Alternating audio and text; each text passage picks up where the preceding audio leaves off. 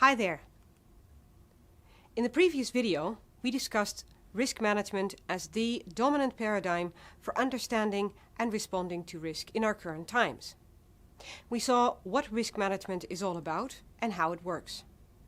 In recent times, the risk management paradigm has come to be criticized from different directions. In this video, we will look at some of the most important arguments and positions that are presented against risk management. We will also look at alternative ways of understanding risk. So what do the critics object to in risk management? The first point raised by critics targets the assumption that we can know all potential risks that are out there. The criticism is that in fact we can't. As we've seen in the previous video, one important aspect of risk management involves risk identification, or in other words, pinpointing things or phenomena as a risk. What critics essentially argue is that it is in fact impossible to pinpoint any and all potential risks. There are many so-called unknown unknowns when it comes to risk. There are scenarios that we cannot even imagine yet, which still might occur one day. Because it's impossible to know all risks that might materialize, the risk management paradigm may give us a false sense of confidence about the degree of control that we can really have, or so the critics claim. The second argument raised by critics is that quantifying risk may give us an illusion of objective scientific calculation of risk when in fact no such calculation can be made. In risk management, numbers are assigned to vulnerabilities as well as to the costs of impact. However, as critics point out, this is not an objective exercise. Choosing different input numbers can lead to wild variations in outcomes. So, according to critics, quantifying risk through formulas is unwise, especially if these formulas are uncritically used to prioritize risk and define acceptable risk levels. The last argument raised by critics is aimed at another important element of risk management, namely risk mitigation. As explained in the previous video, risk mitigation involves generating mechanisms or putting procedures in place that will reduce the risk to the acceptable levels that have been defined. However, according to the critics, in the process of selecting particular mechanisms and procedures, oftentimes alternative scenarios may be discounted. Moreover, the risks that are generated by the procedures and mechanisms themselves may also be overlooked. Consequently, they give us a false sense of security in the protections we create.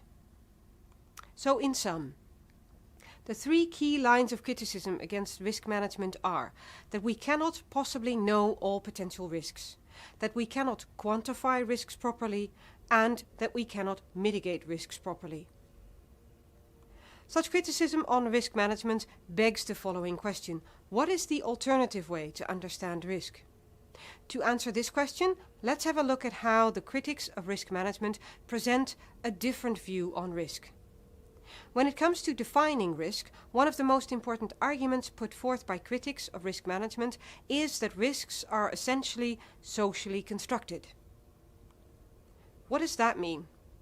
When scientists say that something is socially constructed, it means that it doesn't have objective meaning. It's not a given. Rather, the meaning of a phenomenon is the result of how we, as human beings, collectively understand it. We define things in a certain way, and in doing so, we attach values to them. We label them and we prioritize them. In relation to risk, this means the following thing. Calling something a risk or not is a matter of interpretation. It's not an objective scientific fact. What we call a risk or not is the result of a social and political process. In the act of pinpointing a phenomenon as a risk, it is given a specific kind of treatment and given a special priority over other phenomena. Social constructivist perspectives on risk tend to be largely descriptive. They analyze the ways in which, for example, engineers or politicians categorize risks and which actions result from that. They're interested in the narrative and political processes in labeling, understanding and mitigating risks.